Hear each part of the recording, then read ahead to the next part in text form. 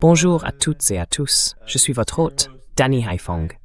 Comme vous pouvez le voir, je suis accompagné du professeur Jeffrey Sachs.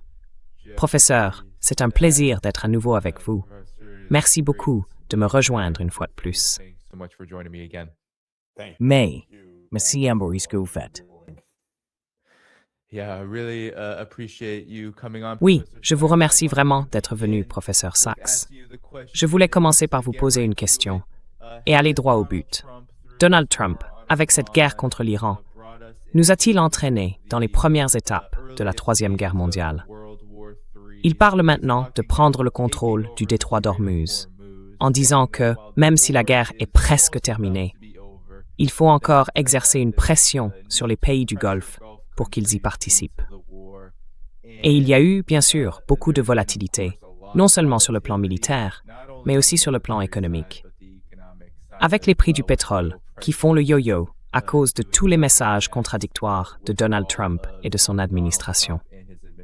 Alors, à quel point la situation est-elle grave selon vous, maintenant que nous arrivons à la fin de la deuxième semaine de cette guerre?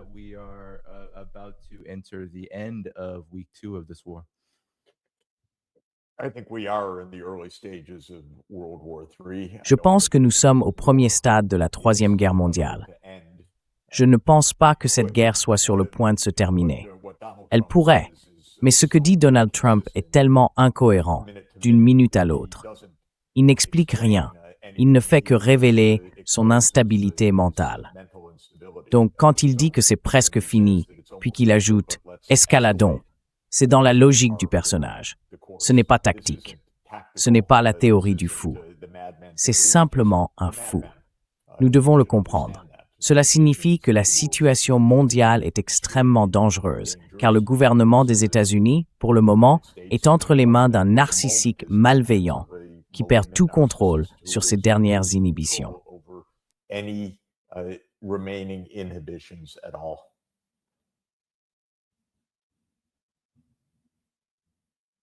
Tu es en sourdine, Danny.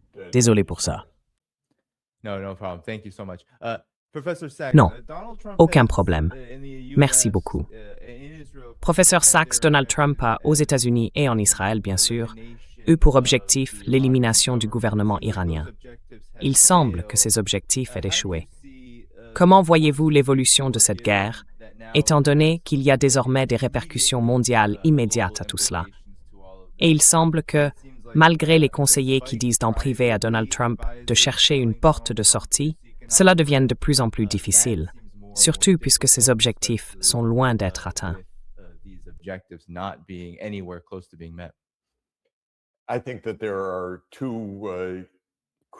Je pense qu'il y a deux dimensions temporelles cruciales en jeu.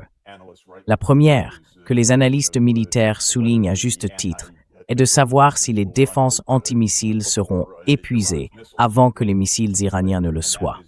Et c'est probable. Au fil des jours, la capacité de l'Iran à infliger de graves dommages à Israël et à la région du Golfe augmentera sans doute, d'après tout ce que disent les analystes. La seconde dimension temporelle concerne la crise économique mondiale. Trump a pris peur hier lorsque les prix du pétrole ont grimpé à $120. Alors il a immédiatement inventé quelque chose, disant « Oh, la guerre est presque terminée », ce qui a fait baisser les prix. Cela ne cesse de m'étonner que les gens écoutent encore les paroles de cet homme.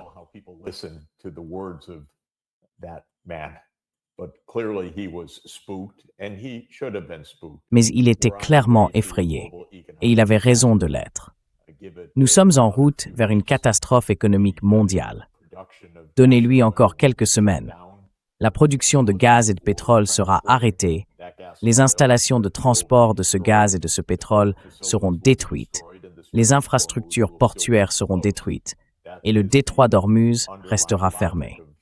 C'est la logique sous-jacente du chemin que nous suivons actuellement. Et cela mènera à une crise économique mondiale massive. Tout est donc une question de timing. Si Trump était un homme sain d'esprit, ce qu'il a dit hier, eh bien, la guerre est presque terminée, serait son excuse pour simplement s'arrêter, ce qui serait d'ailleurs la bonne politique pour les États-Unis et pour Israël. Mais ce n'est pas une personne mentalement stable. but he's not a mentally stable person. And the US system is so broken that it's like Et le système américain est tellement brisé que c'est comme si Rome était entre les mains de Néron ou de Caligula. Vous savez, nous sommes entre les mains de l'instabilité. Nous ne sommes pas un système constitutionnel institutionnalisé. Nous sommes en réalité entre les mains d'une sorte de folie en ce moment. Voilà donc le véritable enjeu. J'espère bien sûr que quelqu'un parviendra à s'imposer. Peut-être son chef de cabinet, peut-être quelqu'un de l'intérieur. Pour dire, Monsieur le Président, pourquoi ne pas vous asseoir, vous reposer, prendre une tasse de thé, tout va bien, vous avez gagné, tout est merveilleux. Maintenant, arrêtez les tirs et vous serez un héros. Si quelqu'un disait cela, peut-être que cela pourrait se produire, et cela sauverait de nombreuses vies, éviterait beaucoup de dégâts et préserverait l'économie mondiale tout à la fois. Mais cela n'arrive pas encore. But it's not happening yet. Oui, oui. Et vous savez, je me demande, professeur Sachs, étant donné l'importance du détroit d'Ormuz dans tout cela, comment cela va-t-il se dérouler? L'Iran ne l'a pas encore officiellement fermé. L'Iran a clairement menacé de le fermer. Et la guerre l'a en pratique presque fermé. Mais l'Iran a déclaré que si la marine américaine fait ce que Trump promet, escorter les navires commerciaux avec la marine américaine, elle sera prête à affronter ces navires. À quel point cela serait-il catastrophique? Parce que le détroit d'Ormuz, vous savez, je crois qu'environ 20% du pétrole mondial y transite. Et nous savons déjà que l'Arabie saoudite, le Qatar, le Koweït, tous ces pays ont considérablement réduit leur production de pétrole à cause de la guerre.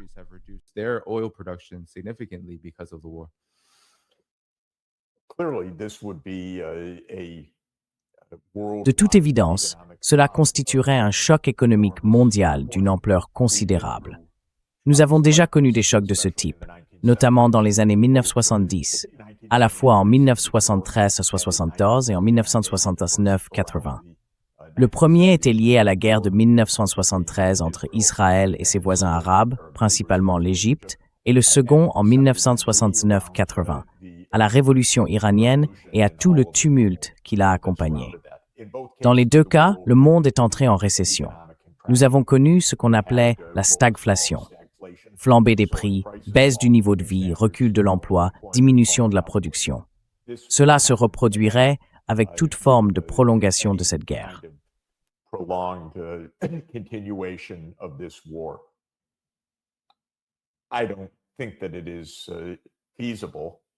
Je ne pense pas qu'il soit envisageable, dans le délai réel nécessaire pour sauver l'économie mondiale, que les États-Unis, même si c'était judicieux, défendent militairement les voies maritimes ouvertes du détroit d'Ormuz. Ce n'est pas faisable dans les prochaines semaines, probablement pas dans les prochains mois, et peut-être pas vraiment faisable à long terme. C'est un détroit étroit. Tirer sur les navires qu'il traverse n'est pas difficile. Les Iraniens ont déclaré qu'ils ne laisseraient pas passer les navires, et ils ne le feront pas.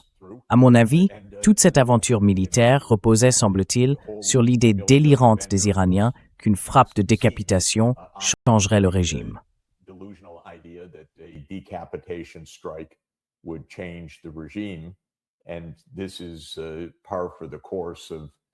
Et c'est tout à fait typique de l'impulsivité de Trump et des mensonges d'Israël, car la stratégie d'Israël consistait à inciter les États-Unis à entreprendre cette action. C'était le rêve de Netanyahou depuis 40 ans, comme il nous l'a dit. Je suis donc sûr que tout ce que le Mossad a dit à Trump n'était que de bonnes nouvelles. Une opération d'un jour, tout sera facile. Trump est un imbécile, il faut le comprendre. C'est un idiot. Il est donc fortement influencé par ce qu'il entend. Il ne sait rien de particulier. Et il a probablement été manipulé par Netanyahou et par le Mossad, et peut-être même par sa propre CIA. Nous ne connaissons pas vraiment les dessous de cette affaire. Mais je ne pense pas qu'ils aient un plan militaire qui soit réalisable et réaliste dans le délai nécessaire pour sauver l'économie mondiale d'une catastrophe.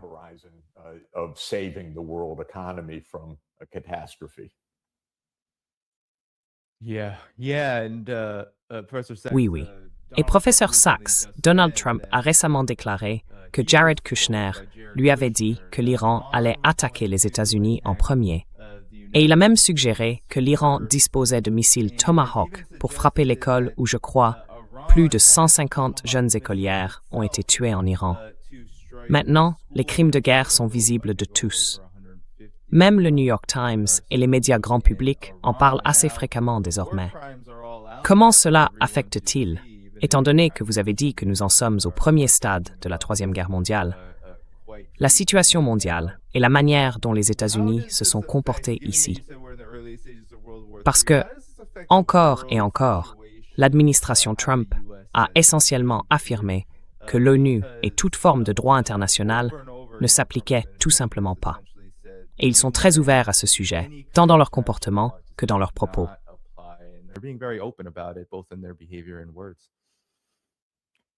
Trump seems to be in a Trump semble être dans un état de délire en ce moment, pensant qu'il contrôle le monde. Peut-être que ce qu'il perçoit comme un grand succès, avoir enlevé le président du Venezuela, l'a convaincu de cela. Il est très difficile de comprendre ce qui se passe dans la tête de cet homme. Et s'il écoute Kushner pour ses renseignements, eh bien, c'est encore pire que je ne le pensais. Je ne savais pas que c'était censé être la source des informations à ce sujet. Mon Dieu! Nous sommes pratiquement hors de contrôle et il n'y a aucun adulte responsable en vue sur la scène américaine. Hegseth, Rubio, c'est un mélange de flagorneurs et d'incompétents absolument stupéfiant. that is absolutely stunning, and our constitutional system has collapsed. Notre système constitutionnel s'est effondré. La position de base du Sénat est « Ne nous demandez rien. Nous ne voulons pas nous impliquer dans tout cela. Nous n'avons pas vraiment besoin de savoir. » Nous avons entendu beaucoup de rumeurs selon lesquelles l'armée aurait dit à Trump que cela ne fonctionnerait pas. Bien sûr, nous ne savons pas ce qui a réellement été dit, mais c'est tout à fait crédible. Si c'est effectivement le cas, cela montre à quel point la situation américaine est aujourd'hui totalement et profondément dégradée. Il ne semble pas y avoir de processus, juste un gendre, un partenaire d'affaires, une bande d'escrocs, quelques courtisans et un dirigeant mentalement instable. Ce n'est pas une bonne chose.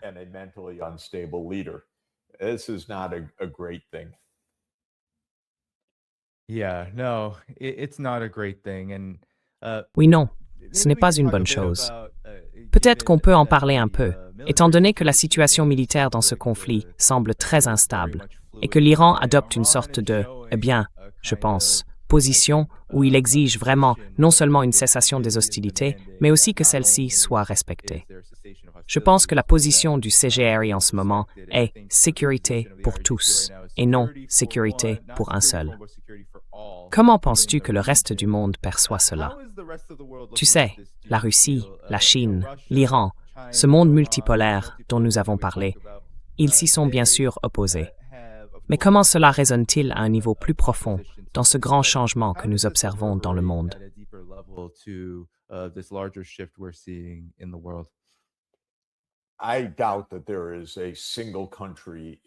Je doute qu'il existe un seul pays au monde, en dehors d'Israël et des États-Unis, qui voit cela positivement ou avec complaisance. Je parie que chaque pays, même ceux censés être les plus proches alliés des États-Unis, observe la situation avec un mélange d'horreur et d'étonnement. C'est tellement effronté, mal conçu, dangereux, provocateur. Il est difficile d'imaginer que quiconque puisse y trouver du réconfort ou même l'encourager d'une quelconque manière. Cela dit, je ne serais pas surpris que quelques dirigeants mondiaux, les plus grands flagorneurs ou totalement dépendants de Trump, soutiennent les États-Unis dans cette destruction effrontée du système mondial.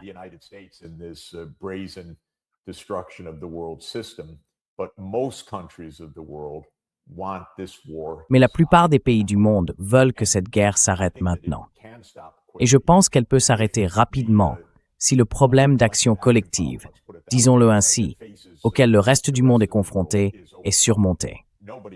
Personne ne veut vraiment être le premier à dire à Trump « Tu es fou ». Pedro Sánchez, en Espagne, l'a fait, avec courage et raison, et c'est une bonne chose. D'autres seront encouragés à suivre. Nous n'avons pas encore entendu l'Inde, par exemple, ce qui est plutôt choquant. Mais l'Inde dépend fortement du pétrole du Moyen-Orient. Elle détient la présidence des BRICS. Malheureusement, le Premier ministre Modi était en Israël quelques jours avant cette attaque.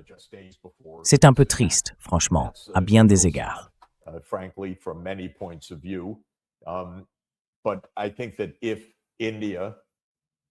Mais je pense que si l'Inde dirigeait correctement les pays des BRICS, la Russie, la Chine, le Brésil, l'Afrique du Sud, l'Égypte, l'Éthiopie, l'Iran et curieusement les Émirats qui font désormais partie des BRICS, ainsi que l'Indonésie, et disait cela doit cesser maintenant.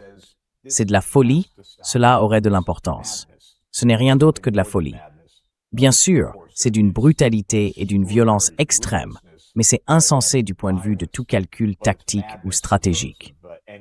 Je pense que cela aurait en réalité un effet assez significatif. Ce ne sont pas que des mots. Si le monde se levait et disait haut et fort la vérité, à savoir qu'il s'agit d'une attaque éhontée des États-Unis et d'Israël contre le monde entier, parce qu'elle fera s'effondrer l'économie mondiale, parce qu'elle était totalement inutile, totalement injustifiée, totalement illégale, cela aurait un effet considérable. It would have, I believe, a significant effect. Maybe we will see that happening in the coming days. Peut-être que nous verrons cela se produire dans les prochains jours. Trump a essayé, avec un certain succès au cours des dernières 24 heures, d'atténuer la réalité en disant ce qu'il voulait, que la guerre est presque terminée. Le comportement est tout autre. Aujourd'hui, il y a eu une escalade spectaculaire des bombardements et des tueries. Et je pense que, même si Trump a déclaré qu'il ne ferait rien sans consulter M. Netanyahou, M. Netanyahou ne va pas dire « et si nous rentrions simplement chez nous ». Cette guerre va donc se poursuivre. Les prix du pétrole vont de nouveau s'envoler. Les marchés boursiers vont de nouveau s'effondrer. La question est de savoir s'il existe une quelconque capacité d'action collective de la part du reste du monde qui est la victime de cette agression américaine.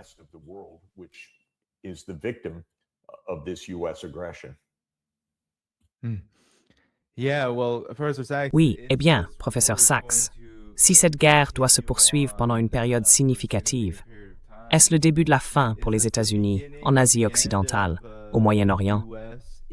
Les États-Unis sont-ils en train de s'auto-expulser? Car beaucoup ont soutenu que l'un des objectifs de l'Iran est que les États-Unis ne soient plus une présence capable de mener ce type de guerre, non seulement contre l'Iran, mais aussi contre le reste de la région. Mais les États-Unis ne se font-ils pas aussi du tort eux-mêmes en s'engageant dans une guerre aussi imprudente?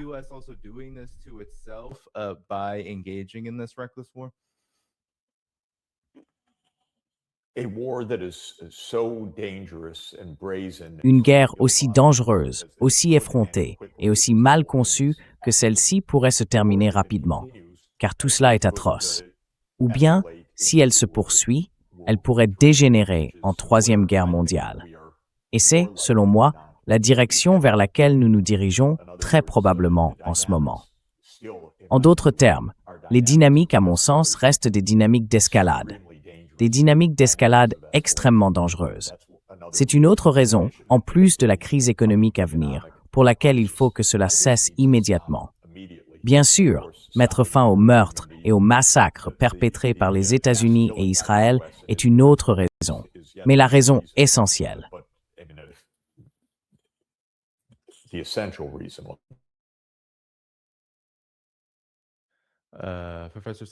Professeur Sachs, vous êtes toujours là? Je crois que je vous ai perdu. Me voici. D'accord, désolé, je ne sais pas. Mais je disais que le risque que cela s'aggrave. Opus, d'accord.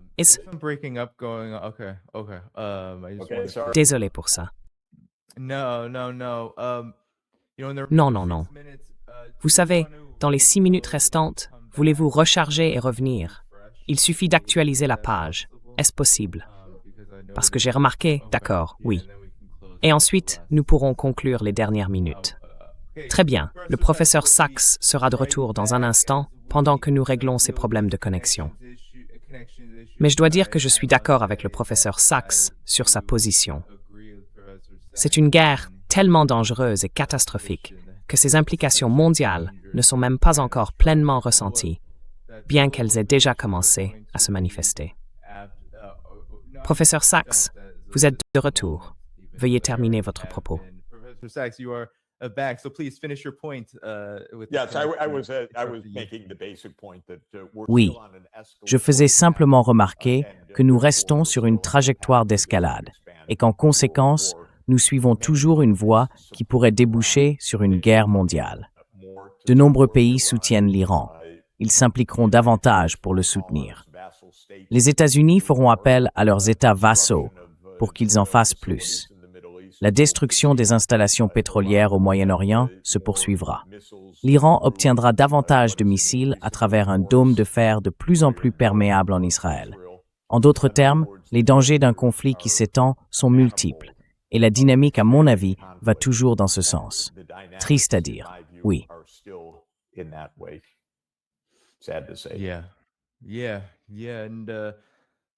Oui, oui. Et enfin, professeur Sachs, comment voyez-vous en particulier la position de la Russie et de la Chine à ce sujet? Beaucoup ont fait remarquer, avant le début de la guerre, que la Russie et la Chine soutenaient fermement l'Iran. Vladimir Poutine et Donald Trump se sont récemment entretenus, et des rumeurs circulaient selon lesquelles Steve Witkoff aurait tenté de contacter l'Iran, mais sans aucun succès. Comment percevez-vous l'approche et le point de vue de la Russie et de la Chine sur cette guerre et sur son importance à mesure que le conflit évolue?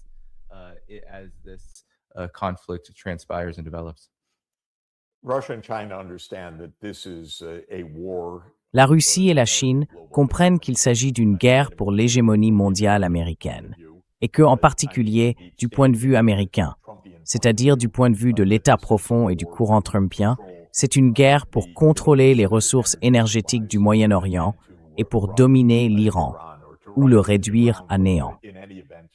En tout cas, il s'agit de contrôler le détroit d'Ormuz et le pétrole du Moyen-Orient. Aucun de ces deux pays ne pourrait accepter cela, sous quelque forme que ce soit. C'est une menace directe pour la sécurité nationale de la Russie comme de la Chine. Ils soutiennent donc sans aucun doute l'Iran de multiples façons, par le renseignement, les fournitures, le financement, et ils continueront à le faire. C'est le raisonnement le plus élémentaire, d'autant plus que, du point de vue des États-Unis, cette guerre n'est pas principalement dirigée contre l'Iran.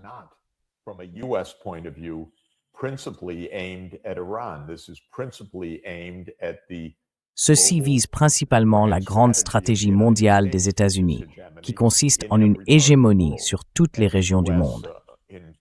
Et les États-Unis, dans l'esprit délirant de Trump, pensent « Eh bien, nous possédons déjà l'hémisphère occidental.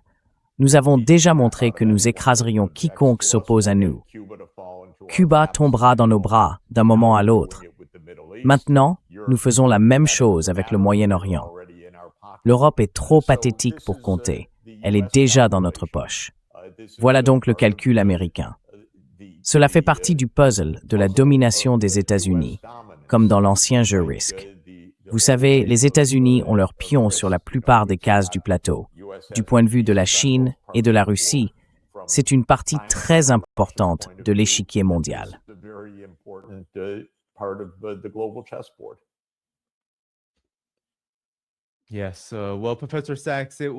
Oui.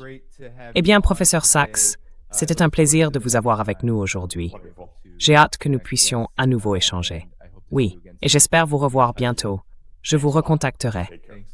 Très bien. Merci beaucoup. Prenez soin de vous. Merci infiniment. Très bien, tout le monde. Nous allons poursuivre la couverture. Cependant, je veux m'assurer que vous appuyez sur le bouton « J'aime », car nous avons beaucoup d'informations à mettre à jour en ce 11e jour. Techniquement, de la guerre d'agression américano-israélienne contre l'Iran. Alors restez avec nous. Il nous reste encore beaucoup d'émissions, et je veux commencer la suite de ce programme en abordant la manière dont l'Iran a réagi aux transgressions de Donald Trump, tandis que les États-Unis envoient au monde des messages incroyablement contradictoires sur l'avenir de cette guerre. Allons-y, sans plus attendre. D'accord? Let's get right to that, okay? The breaking news right now is that Iran has La dernière nouvelle, à l'instant, est que l'Iran a catégoriquement rejeté toute discussion sur un cessez-le-feu, qu'elle vienne des États-Unis ou d'ailleurs. Selon des rumeurs rapportées par Al Jazeera, les États-Unis auraient en réalité pris contact avec le gouvernement iranien, avec la direction iranienne, et l'Iran aurait désormais rejeté cette approche. Cela a été rapporté par le Quds Network, qui affirme que Steve Witkoff aurait cherché à établir un contact, d'après le chef du bureau d'Al Jazeera à Téhéran, au sujet d'un cessez-le-feu. Mais, selon des sources, l'Iran n'a aucun intérêt à s'engager dans de telles discussions. C'est un point absolument crucial, car il devient de plus en plus évident que cette guerre ne s'est pas déroulée comme prévu pour les États-Unis et Israël, et qu'ils se trouvent désormais du côté perdant. Oui, beaucoup de gens dans l'Occident collectif auront du mal à le croire. A lot of people may find this hard to believe in the collective West if you listen to Donald Trump's rhetoric and you listen to Pete Hegseth. Si vous écoutez la rhétorique de Donald Trump, et si vous écoutez Pete Hegseth aujourd'hui parler des frappes massives contre l'Iran qui, selon lui, seront les plus importantes depuis le début de cette guerre, en privé, les conseillers de Trump le pressent de formuler un plan de sortie de guerre. Mais la Maison-Blanche dément ces informations, tout comme elle avait démenti les rapports avant le début du conflit. Vous vous en souvenez, n'est-ce pas? Ils avaient nié les informations selon lesquelles Dan Raising, le chef de cabinet du Pentagone, aurait dit à Donald Trump que cette guerre ne se déroulerait pas forcément comme prévu, qu'il était impossible d'en prévoir l'évolution. Eh bien, la Maison-Blanche avait également rejeté ces rapports, et elle rejette ceux-ci aussi. Néanmoins, ils sont rapportés par le Wall Street Journal, qui n'a aucun intérêt à protéger le gouvernement iranien, mais qui a, en revanche, un poste d'avenir la gaffe.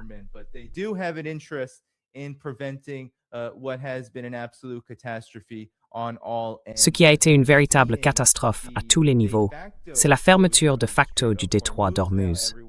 Et cela, tout le monde le sait, joue un rôle énorme dans l'extrême volatilité des prix du pétrole à travers le monde. Trump, selon Dropside News, est très confus, affirmant que le trafic maritime augmente et disant à l'Iran de ne pas interrompre le flux de pétrole. Si l'Iran fait quoi que ce soit, dit Trump, pour bloquer le passage du pétrole par le détroit d'Ormuz, les États-Unis d'Amérique les frapperont 20 fois plus fort qu'ils ne l'ont fait jusqu'à présent. Et voici les conséquences de cette déclaration, mesdames et messieurs. Lorsque Donald Trump a dit qu'il allait mettre fin à la guerre, que la guerre serait totalement terminée, lors d'une conférence de presse le 9 mars, les prix du pétrole ont en réalité baissé.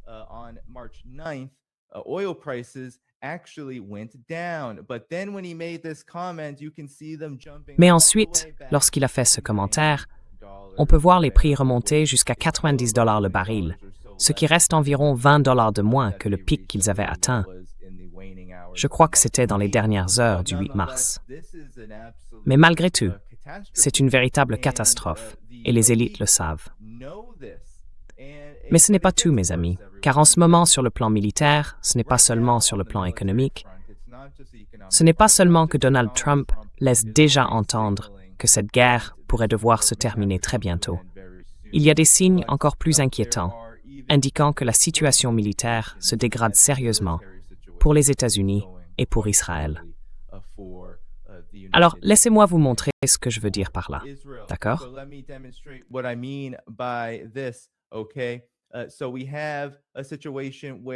Nous nous retrouvons donc dans une situation où une censure massive s'exerce sur ce qui se passe dans la région du Golfe. Regardez plutôt. Selon le Stratcom Bureau du gouvernement américain, la société américaine d'imagerie satellitaire Planet Labs, après consultation avec le gouvernement, a annoncé un report sans précédent de 14 jours dans la publication des images du Moyen-Orient.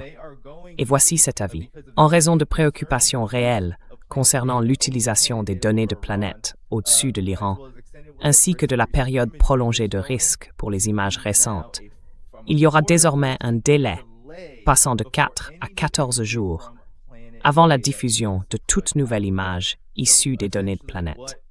En somme, il s'agit d'une censure des images satellites montrant les dégâts survenus dans le Golfe. that has happened in the Gulf.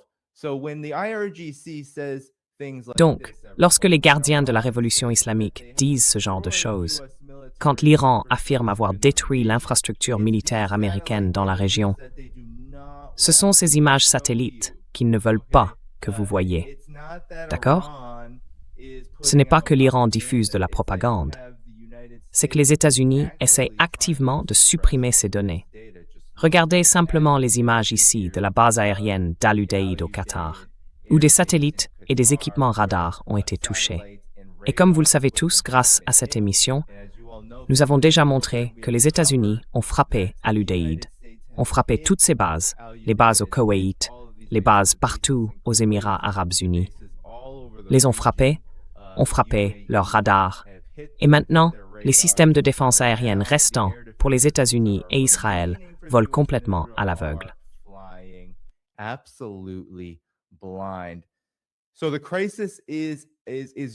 La crise devient donc totalement incontrôlable pour les États-Unis et Israël, mais ils essaient de persister aussi longtemps que possible et de détruire autant qu'ils le peuvent avant de finir par se retirer.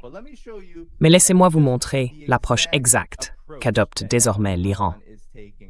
L'Iran a annoncé, au cours des dernières 24 heures, qu'il avait désormais pour cible le régime israélien, que le régime israélien serait la principale cible de sa campagne de missiles. Vague après vague après vague de l'opération Promesse de Vérité 4 s'abattent sur le ciel israélien, causant des dégâts considérables.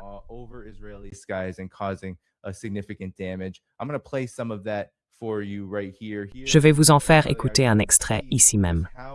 Aux premières heures, on peut voir à quel point les intercepteurs israéliens sont sollicités. Environ 6 d'entre eux, une demi-douzaine ou plus, pour un seul missile iranien traversant l'espace aérien. Cette fois-ci, il est bien plus difficile que pendant la guerre de 12 jours d'obtenir des images réelles de ce qui se passe à Tel Aviv et dans le centre d'Israël, alors que l'Iran les bombarde avec des missiles balistiques. Néanmoins, des ouvriers chinois présents sur place, probablement pour construire des infrastructures ou effectuer des réparations dans le cadre de contrats entre des entreprises chinoises et Israël, ont en réalité filmé ce qui se déroule. Et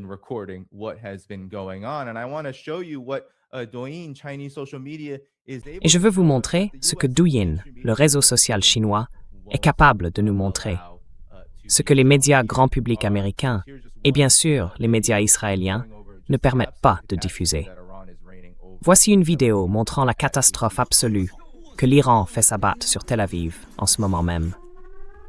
Je vais couper le son, car il peut être assez fort et distrayant. Mais voici les images qui nous parviennent de Tel Aviv. Et nous ne pouvons pas les voir à cause de la censure massive en Israël. On peut être emprisonné ou lourdement condamné à une amende pour avoir diffusé des images. Beaucoup ont remarqué que si les travailleurs chinois peuvent le faire, c'est parce qu'ils sont stationnés loin des bâtiments gouvernementaux et des infrastructures sensibles, puisqu'ils ne sont pas entièrement dignes de confiance aux yeux d'Israël.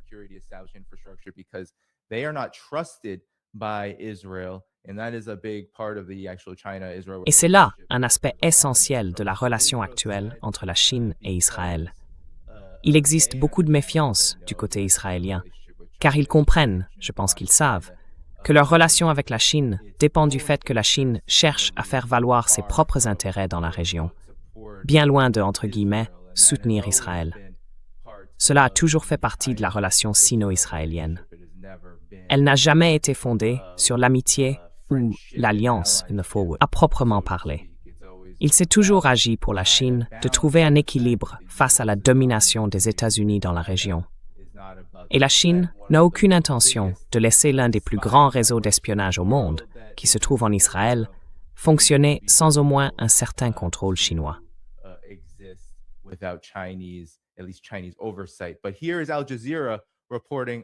Mais voici Al Jazeera, qui rapporte également une frappe au centre d'Israël. On peut voir le moment où le missile iranien a frappé. Il y a eu des victimes lors de cette attaque. Je crois que 2 personnes ont été tuées et d'autres blessées. Mais maintenant, on entend dire que ces blessures, ces pertes, se comptent par centaines en Israël. Ils maintiennent une censure très stricte sur toutes ces images.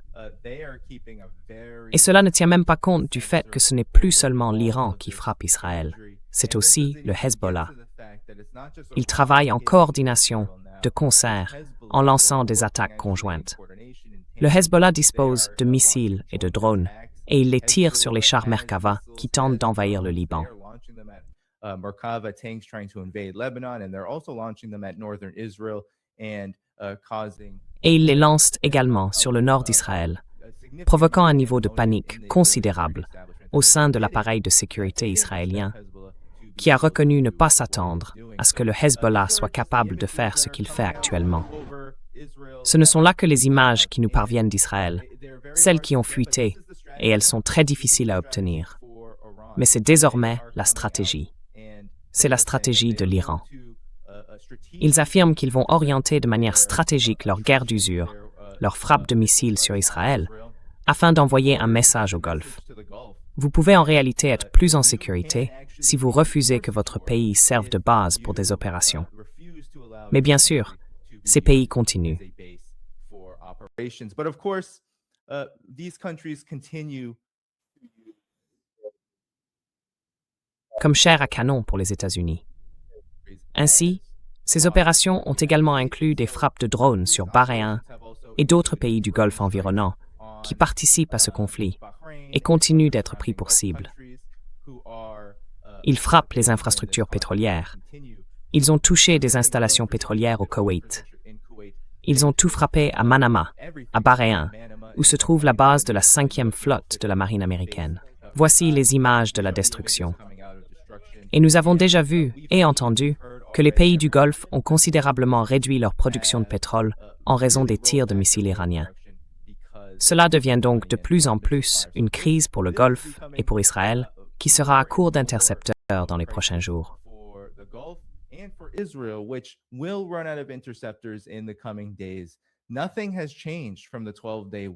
Rien n'a changé depuis la guerre de 12 jours de juin 2025. La seule possibilité pour Israël et les États-Unis de poursuivre cette guerre serait de décider qu'ils ne veulent pas l'arrêter, qu'ils veulent la mener sans aucun système de défense aérienne, ce qui représente un risque énorme et un pari considérable. Car soit, comme Israël l'a affirmé, 95% de tous les missiles iraniens ont été détruits ou lancés, on peut le croire. Mais c'est un grand risque, puisque l'Iran a déclaré que ces chiffres étaient absolument inexacts. Mais je veux faire un deuxième point, un meilleur point, je pense, un point plus important sur l'endroit où nous en sommes réellement dans cette guerre. D'accord? Donc, la guerre en ce moment ne concerne pas seulement le domaine militaire.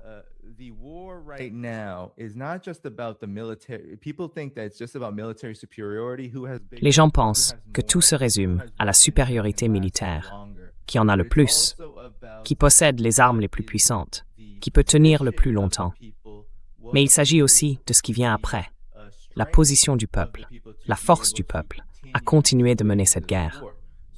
Alors, les Israéliens, les habitants du Golfe, les populations de ces pays du Golfe, les Américains, sont-ils plus disposés à supporter les pertes auxquelles ils seront confrontés et à le faire avec plus de détermination que le peuple iranien? Nous devons poser cette question, car elle est vraiment essentielle. Et concentrons-nous maintenant sur Israël, puisque c'est devenu le point central des attaques de l'Iran.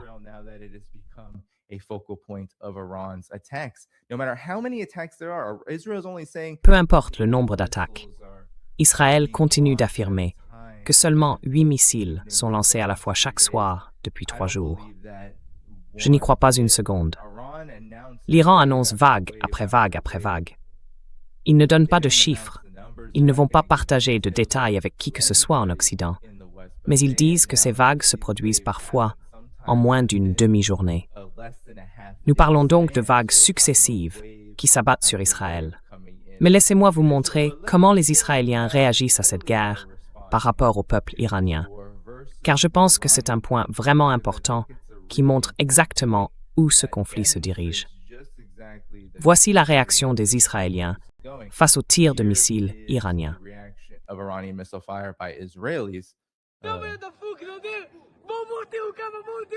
Voilà donc la réponse israélienne aux tirs de missiles iraniens. The Israeli response to Iranian missile fire, there's also others images of Il y a aussi d'autres images. L'aéroport Ben Gurion. Beaucoup de panique. Les Israéliens refusent de prendre l'avion par crainte de ce qui pourrait arriver à leurs appareils. Et bien sûr, c'est la pagaille dans les rues de Tel Aviv lorsque ces missiles tombent. Voici comment les médias iraniens couvrent les rassemblements qui ont lieu dans tout le pays pour s'opposer à la guerre d'agression américano-israélienne. Et avec l'élection et la désignation du nouveau guide suprême de l'Iran, voici une image qui fait vraiment réfléchir. Je veux dire, c'est une foule d'Iraniens entendant des bombes israéliennes et américaines exploser tout près en arrière-plan.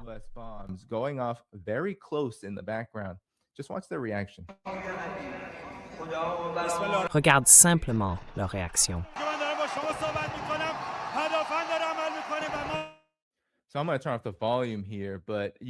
Je vais couper le son ici, mais vous pouviez entendre exactement ce qui se passait.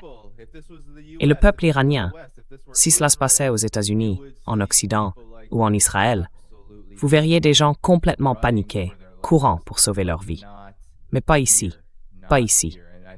Et je pense que c'est un point vraiment important qu'il faut souligner, car cela montre exactement où se trouve la panique et le désespoir. Je voulais simplement montrer cela, parce que je pense que c'est un point essentiel pour comprendre où en est réellement cette guerre. Maintenant, à propos de la censure, pourquoi censurer? Pourquoi faut-il censurer les images satellites provenant du Golfe maintenant? Nous avons déjà vu les images des systèmes patriotes, des radars. Nous les avons vus, nous en avons parlé ici. Ils ont été détruits, ils ont été pris pour cible, et ils ont été détruits.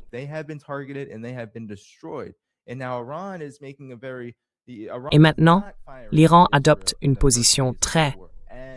Eh bien, l'Iran ne tirait pas sur Israël dans les premiers jours de cette guerre, de manière aussi spectaculaire qu'il le faisait sur les pays du Golfe. Désormais, la situation s'est inversée sur le plan stratégique, car les systèmes de défense aérienne ont été complètement anéantis et ils ne seront pas remplacés. On ne peut pas les remplacer. Il faut des années pour cela. Si vous ne me croyez pas au sujet de la stratégie de missiles de l'Iran, Dropsite News, justement, voilà.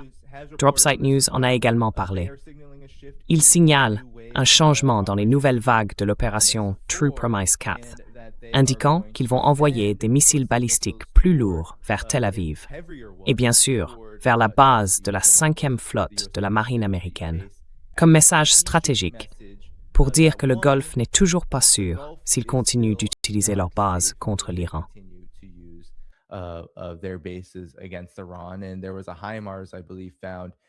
Et il y avait un HIMARS, je crois, trouvé dans la région, qui montrait que Bahreïn les utilisait contre l'Iran.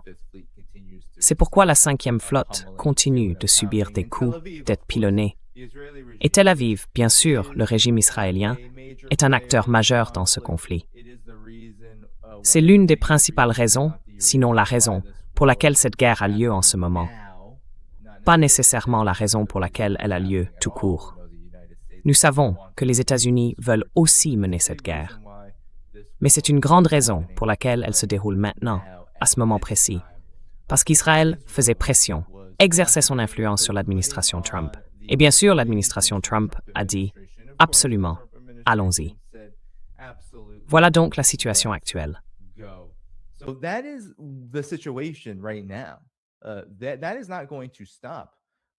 Cela ne va pas s'arrêter, mais ce n'est pas comme s'il n'y avait pas encore plus de problèmes avec tout cela. Dans la période précédant ce changement de stratégie, l'Iran a élargi sa base de cibles.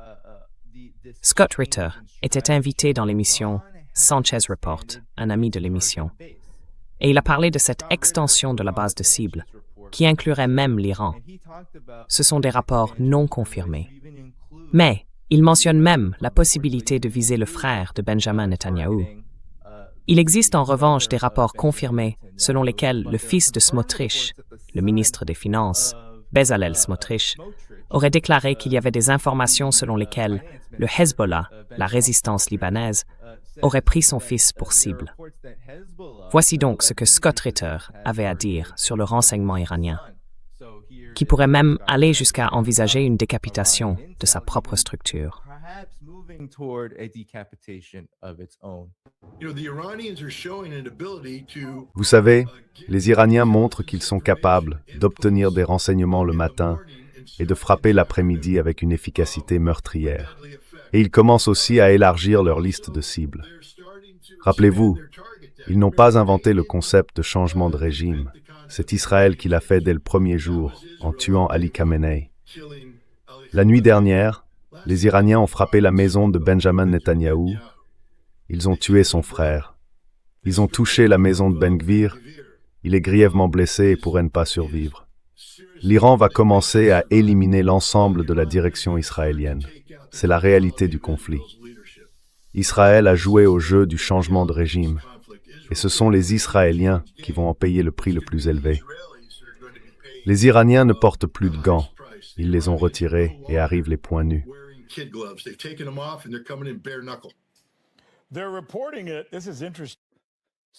Ils en parlent. C'est intéressant. Voilà donc la réalité.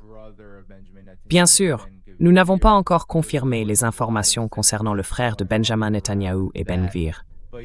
Il y a beaucoup de censure à ce sujet, mais voici ce qui a été confirmé, tout le monde.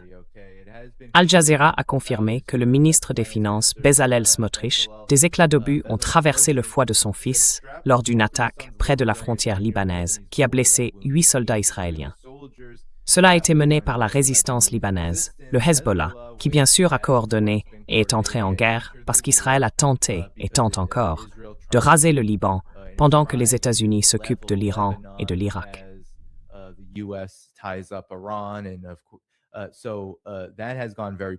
Cela s'est très mal passé. Et cela s'est très mal passé pour Smotrich, qui est bien sûr connu comme l'un des plus fervents défenseurs du projet du Grand Israël au sein du cabinet israélien. Et je vais vous montrer exactement ce que je veux dire. C'était pendant le conflit à Gaza. Smotrich avait déclaré que d'ici quelques mois en 2023, il serait en mesure de proclamer la victoire et que Gaza serait totalement détruite, prédisant que les habitants de Gaza seraient désespérés et fuiraient définitivement. Les choses ne se sont pas vraiment passées ainsi. Bien sûr, d'énormes destructions, un véritable génocide, ont eu lieu à Gaza, mais les gens ne fuyaient pas dans le désespoir. Ils ont simplement été déplacés d'une certaine manière dans cette guerre génocidaire.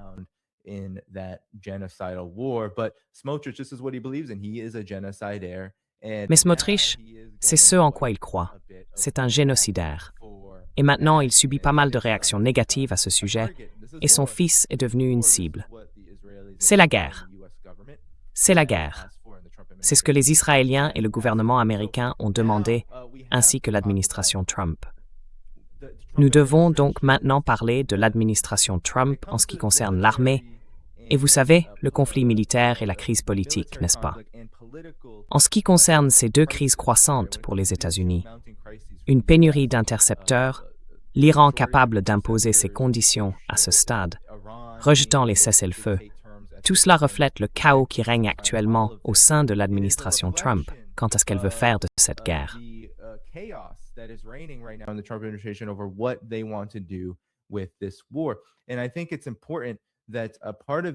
Je pense qu'il est important de noter qu'une partie de ce chaos est due au fait que l'administration Trump a commis des crimes de guerre de manière très ouverte et que le monde entier en a été témoin.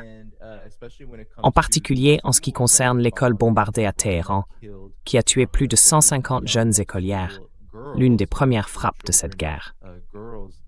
Maintenant que cela a été révélé et a provoqué un tollé, Fanting, la guerre est devenue moins populaire dans le monde entier, même aux États-Unis. Il y a donc désormais beaucoup de confusion quant à la manière de la justifier à l'avenir. Et Trump est interrogé. Voici sa réponse au correspondant de la Maison-Blanche du New York Times lorsqu'on lui a demandé des explications sur les incohérences dans la communication de l'administration à propos de la guerre.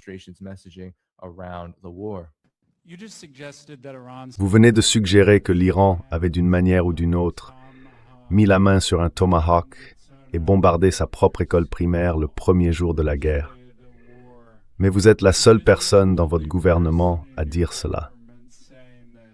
Même votre secrétaire à la Défense n'a pas voulu le dire lorsqu'on lui a posé la question debout derrière vous dans votre avion samedi. Pourquoi êtes-vous la seule personne à affirmer cela? Parce que je n'en sais tout simplement pas assez à ce sujet. Je pense qu'on m'a dit que c'était en cours d'enquête. Mais les Tomahawks sont utilisés par d'autres, comme vous le savez. De nombreux autres pays possèdent des Tomahawks. Ils nous les achètent. Mais je suis certainement prêt à accepter ce que montrera le rapport, quel qu'il soit.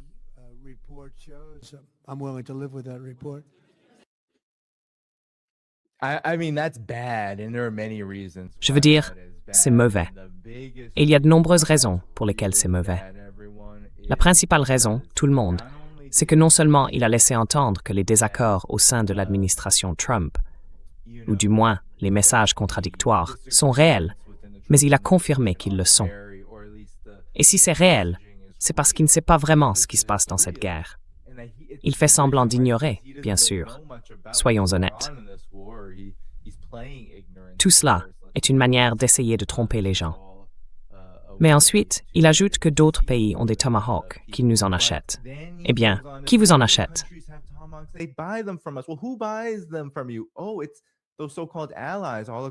Oh, ce sont ces soi-disant alliés partout dans le monde. Pas seulement dans le Golfe, mais dans la région. Mais ces pays n'ont pas la capacité, sans le soutien des États-Unis, de tirer ces armes. Néanmoins, tout comme au début de cette guerre, tout le monde dans les pays du Golfe était très mécontent, du moins sur le plan rhétorique, que l'administration Trump ne les ait pas informés que la frappe allait avoir lieu. Il est maintenant en train de jeter tous ces pays, tous les alliés, sous le bus. Mais il vise ici les pays du Golfe, affirmant qu'ils n'ont pas la capacité de faire cela, soit dit en passant. Vous avez vu ce qui est arrivé au F-15.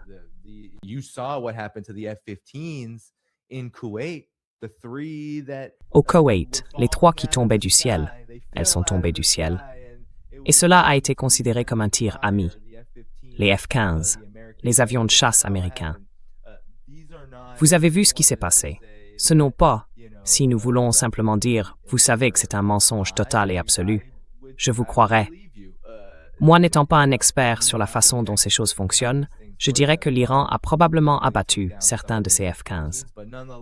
Mais malgré tout, nous savons que le Koweït a supporté le fardeau de cette incompétence qui lui a été imposée.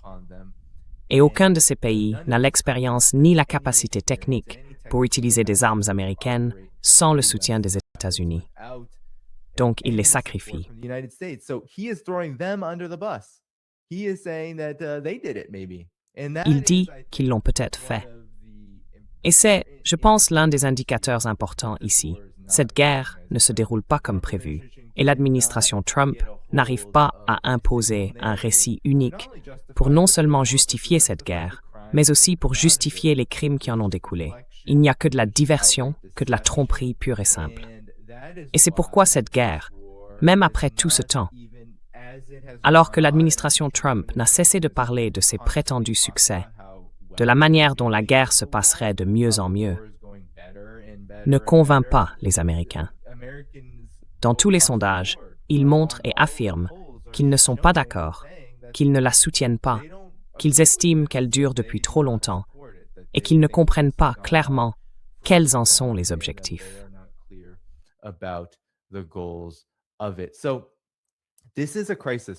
C'est donc une crise pour l'administration Trump. C'est une crise pour l'Empire américain dans son ensemble. L'Iran nous montre ce qu'il compte faire et il met son plan à exécution. Ils ont décidé de ne pas accepter de cesser le feu. Ils n'en veulent pas. Ils veulent ce qu'ils ont dit vouloir, à savoir la sécurité pour tous, y compris pour eux-mêmes. Ils ne veulent plus subir d'attaques d'Israël ou des États-Unis. Ils veulent éliminer cette menace une bonne fois pour toutes, dans la mesure de leurs moyens. Et ils veulent s'assurer qu'ils disposent de la sécurité nécessaire pour eux-mêmes et pour leur peuple.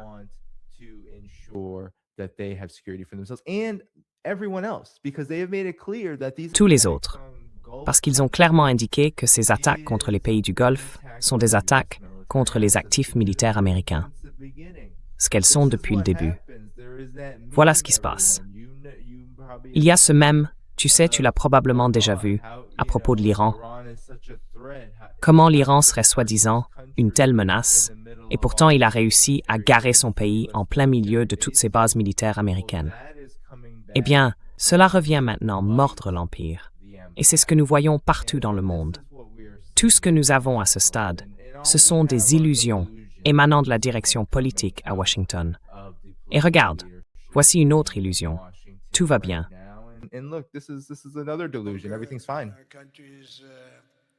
Notre pays se porte vraiment bien, plus fort. Et notre pays se porte vraiment bien. Je veux dire à un niveau que personne ne pensait possible. Nous avons fait une petite excursion parce que nous avons estimé qu'il fallait le faire pour nous débarrasser d'un certain mal. Et je pense que vous verrez que ce sera une excursion de courte durée. À quel point?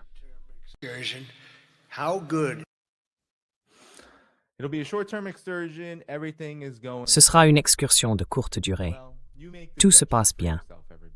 Eh bien, jugez-en par vous-même, tout le monde, car tout ce que j'ai montré jusqu'à présent indique en réalité le contraire de tout se passe bien. Le peuple iranien ne bronche même pas lorsque ces bombes tombent. Il est déterminé à défendre sa souveraineté et son indépendance. Son armée montre qu'elle a une stratégie, qu'elle va la mettre en œuvre et qu'elle la poursuivra par tous les moyens nécessaires, aussi longtemps qu'il le faudra. Les États-Unis, eux, multiplient les discours, les démonstrations de force. Beaucoup de « nous allons frapper l'Iran plus fort que jamais ». On entend beaucoup de ce genre de choses venir de Washington.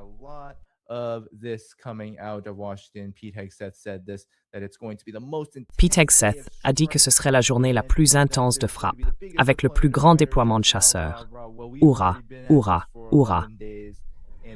Eh bien, cela fait déjà 11 jours que cela dure, et les États-Unis manquent rapidement de munitions.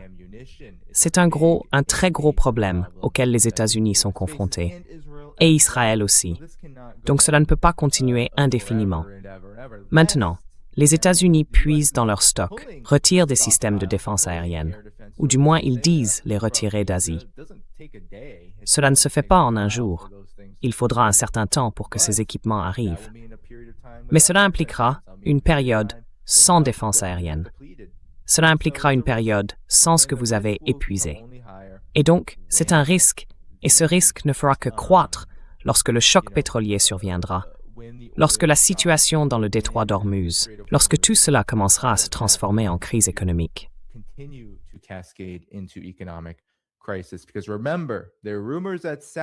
Parce que souvenez-vous, il y a des rumeurs selon lesquelles l'Arabie saoudite va augmenter sa production dans les prochains jours et tenter de la faire passer par le détroit de Bab el-Mandeb. Eh bien, les Ansar Allah du Yémen sont prêts à empêcher cela. Retenez bien mes paroles. Une fois que la crise économique du détroit d'Ormuz éclatera, si les États-Unis et Israël ne s'arrêtent pas et ne cèdent pas face à l'Iran, le Yémen sera là, prêt et disposé à refermer la mer Rouge.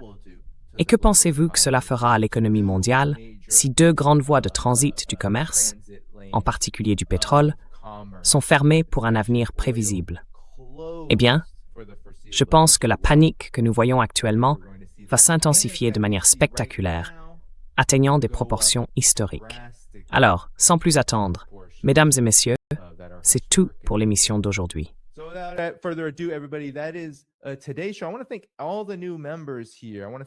Je tiens à remercier tous les nouveaux membres ici présents.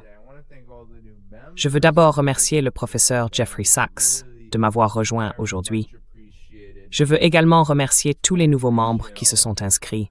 C'est vraiment très apprécié. Je vous suis reconnaissant à tous. Il y avait une question pour Jeffrey Sachs à laquelle nous n'avons pas pu répondre, car il disposait de peu de temps. Quelles seraient les répercussions si Trump mourait? Je ne veux pas spéculer là-dessus, car bien sûr, nous avons Ali Larajani, qui a fait des commentaires à ce sujet. Il a dit que Trump ne souhaiterait peut-être pas être éliminé. Nous ne savons pas ce qu'il entend par là. Bien sûr, il pourrait vouloir dire battu électoralement. Vous savez, on dit toujours que l'Iran essaie d'assassiner Donald Trump. Difficile de vérifier ces affirmations. Mais oui, nous avons d'autres questions. So we have other questions, but yeah, it would be catastrophic. I mean, my Mais oui, estimation ce serait catastrophique. to, À mon avis, cela pourrait entraîner de graves problèmes dans la guerre, peut-être même des problèmes nucléaires. Parce qu'on ne peut pas faire confiance aux États-Unis, avec leur hiérarchie politique et leurs élites dirigeantes, pour agir de manière rationnelle dans cette situation. Donc nous y voilà. Oui, le professeur Sachs a bien compris cela. Le rôle de l'Inde dans le conflit. Comment ils n'ont pas condamné Israël ni les États-Unis, mais ont condamné la Russie en 2022. J'ai perdu tout respect pour eux. Oui, le professeur Sachs voulait qu'on lui demande « Que pensez-vous que signifie la présence de Condoleezza Rice à la Maison-Blanche » Elle a été aperçue à la Maison-Blanche la semaine dernière. Intéressant. Beaucoup de gens ont des questions pour le professeur Sachs. Last week, interesting. A lot of people have questions for Professor Sachs. We did not have a lot of time today, but maybe next time. Nous n'avons pas beaucoup de temps aujourd'hui, mais peut-être la prochaine fois.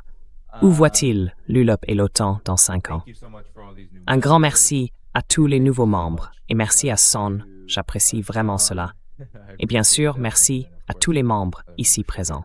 Très bien, tout le monde. Demain à midi, heure de la côte Est, je serai de retour avec Pepe Escobar.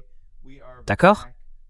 Nous parlerons des dernières nouvelles sur la guerre et je vous fournirai ces informations avec Pepe Escobar, midi, heure de la côte Est, le 11 mars.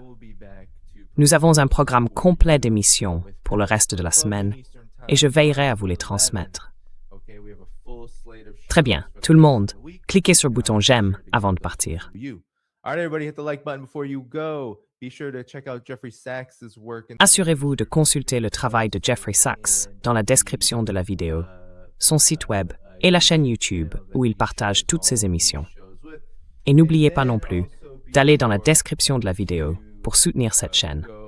Patreon, Substack et bien plus encore, tout le monde. Sans plus attendre, je serai de retour demain à midi, heure de la côte Est. Cliquez sur le bouton j'aime en partant. Merci à tous les soutiens et merci à tous les modérateurs aujourd'hui. Je vois War là-bas et quiconque d'autre est présent. Je ne sais pas si j'ai vu quelqu'un d'autre. Merci à tous les membres et à tout le monde de m'avoir rejoint aujourd'hui pour cette émission. Je serai de retour demain à midi, heure de la côte Est, avec Pepe Escobar. À demain.